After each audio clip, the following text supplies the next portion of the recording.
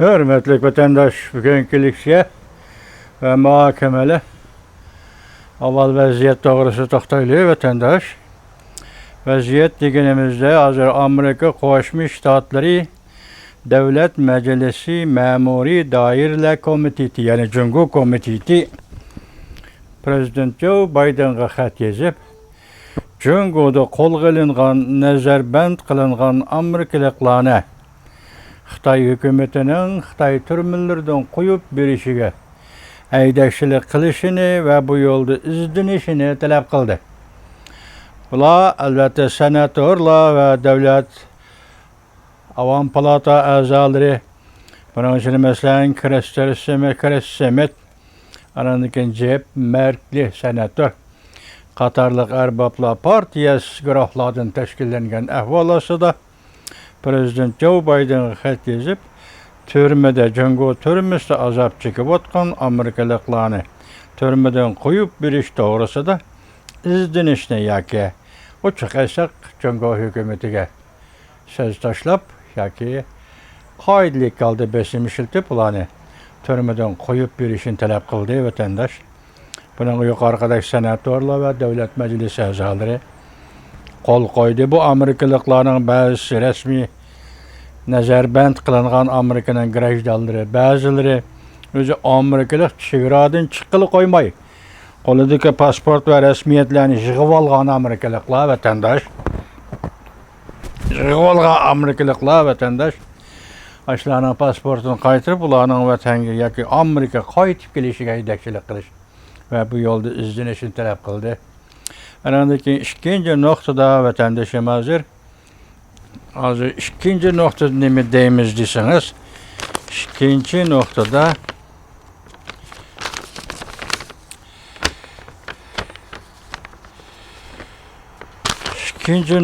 tör bütür tarqılıvatqan məsələn. Şanghay'da bir vaka.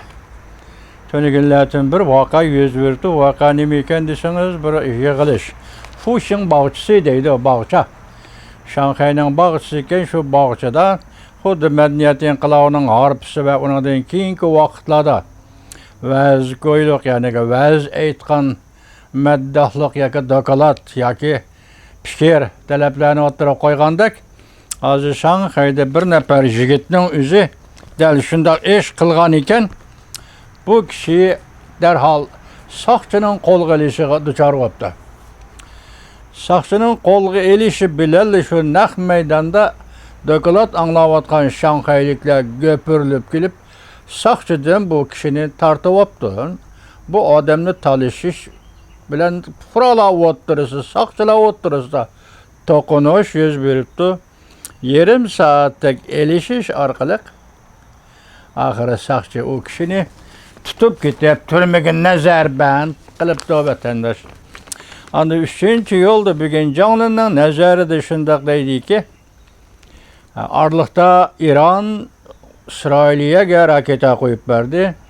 Bu raketa Amerika Koşmuş Ştatları ve Angliya İsrailiye 3 devlet birleşip uçup kilovatqanda havada tusup koyuş bilen neticelendi vatandaşlar.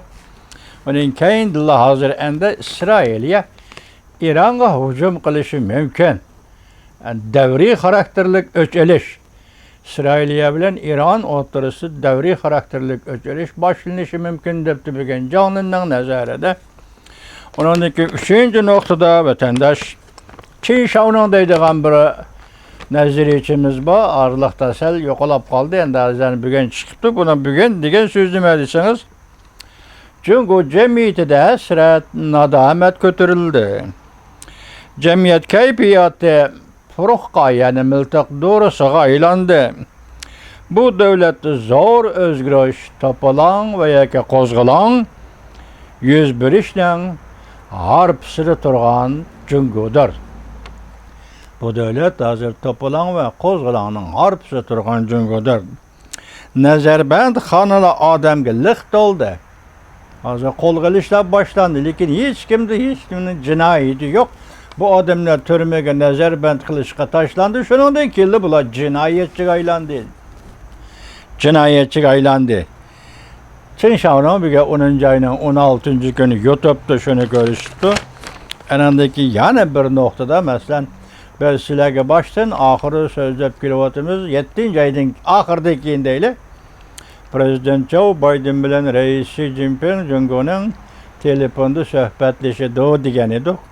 Hazırgacha bu iş yüz bermedi hem. Şundan keyin Prezident Joe Biden bilen Amerika Qo'shma Shtatlarining prezidenti Joe Biden bilen Cungo'nun Reis Xi Jinping bu yil Braziliyada shu yer o'tkazilgan. 20 devlet yig'inida ko'rish ehtimoli bor. Şunu bu yolunu tüzleş üçün Aksaray Devlet Bexatarligi Maslahatchisi Jack Sullivan 7. ayının ahırı 27. günü Beycan'ı ziyaret kıldı degan edik. Bugün 10. ayı oldu hesapta 2-3 ay bulaydı diye. Bu işlerin eş kayısı mesela bunun için 11. ay kemmidi 20 devlet yig'ini üçün. Telefonda sözleşle daha oturuğa çıkmadı. Bırak bugün Çin Pokon nime depti deseniz sezgör bir paytda Jonahey özgürüşke başladı. Prezident Joe Biden Xi Jinping'e telegram evetdi. Xi Jinping'nin hukukdan yiroqlashayotganligini ko'rsatib qo'ydi. U yani Xi Jinping yaxshi ko'radigan yuqori darajalik amaldorlar arka-arkadan, qatordan qilishga başladı. Hazır 2 günden beri berilayotgan xabardan ko'p qism mayli Sushaxo bo'lsin, mayli Runyanning nazari bo'lsin, mayli yana boshqa battikilar bo'lsin, davomli shu gapni da'vatida masalan Reis Xi Jinpingning yaqin odamlar mayli harbiy ishlar sohasida, mayli siyosat, mayli amallik, soqchi ishlarga munosabatli amaldorlar bo'lsin. Bular asta qatordan qilyotdi, ya'ni hukukdan ayrılıyotidir. Buni qarasangiz vatandaş bu Xi Jinping'ning atrofini tozalash harakati degandek bir harakat mi qandaq? Hozir endi bugun Winzhou deydigan o'tirg'i chiqdi.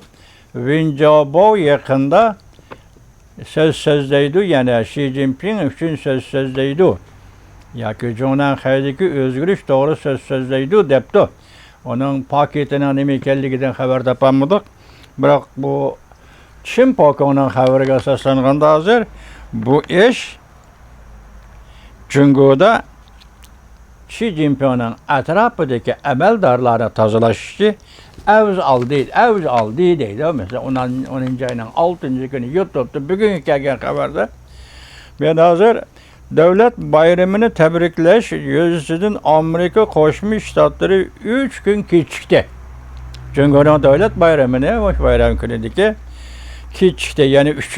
günü Washington vaqti atdigan saat 8'de telegram yollab tebrikledi.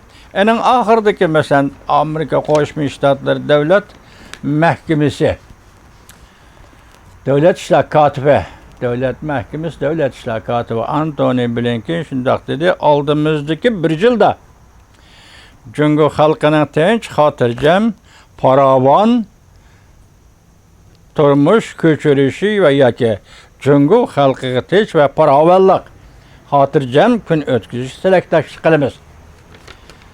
Devlet bayramını tebriklashdan en oxirdagi bir cümle mushu cümle ekan vatandaş. Mushu cümleni dedim hozir Çin Pokon telegramma avat edip yoki Prezident Joe Biden'ning o'zining ayrim telegrammasi bormi? Bu tahmat matbuotga chiqmadi.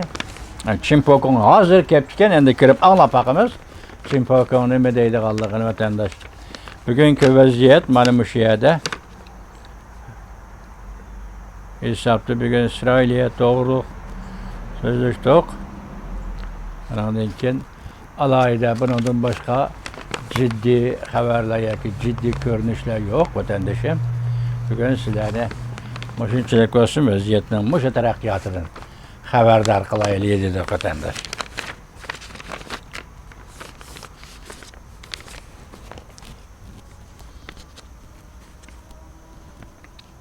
Endi yana bir cümle, nahayat ig'ir bir cümle deymiz bunu. Yahoo.com deydigan bir tor beti var. O esli Xitoy press tor beti, vatandaş bile o'ylagan buni. Muhokama mushu siz uchun shunday bo'lsin. Bu torbiti bügülla nime depti deseniz hazır Amerika Qo'shma Shtatlar bilan çünkü O'rta Sharqda strategik elishishni boshladi debdi Yahoo. Asli Xitoy press torbiti biroq O'rta Sharqda Xitoyning egallagan nisbatiy yoki ta'sir kuchi qanchalik. Ammo O'rta Sharqni tizginlashga urinayotganligi O'rta Sharqdagi islom davlatlari kuchidan foydalanib Uyg'urlarning xalqaro harakatini bostirishga, Uyg'urlarning xalqaro harakatini inkor qilishga urinayotganligi bu rost. Xitoy shuni qildi, uning O'rta Sharqqa qiziqishning 80% Uyg'ur masalasini qanday tunjuqtirib o'tish, qanday yo'qtirib o'tish yoki islom davlatlari o'rtasida Uyg'ur degan ismni qanday o'chirib o'tish. Xitoy shuning uchun taraddud qilib keldi. O'rta Sharq strategiyasi yana Amerika Qo'shma Shtatlari bilan strategik elishish deganda Xitoyning ham abstrakt aytganda O'rta Sharqda o'zining ta'sir kuchini tayyorlamoqchi. O'zining ta'sir kuchini tayyorlab, ulug'lab chiqib, buni Amerikaning O'rta Sharq ta'sir kuchiga qarshi qo'yishi mumkin. Endi bu bir jo'g'avchi bir xiyol. Hozircha bo'layotgan siyosat o'zgarishdan hammasi xiyolga aylanib bo'ldi vatandashim. Masalan, nima deydi? Jo'ngoni tushi deydi. Bir yo'l, bir belbog' deydi. İnsaniyat o'rtaq gavdasi deydi.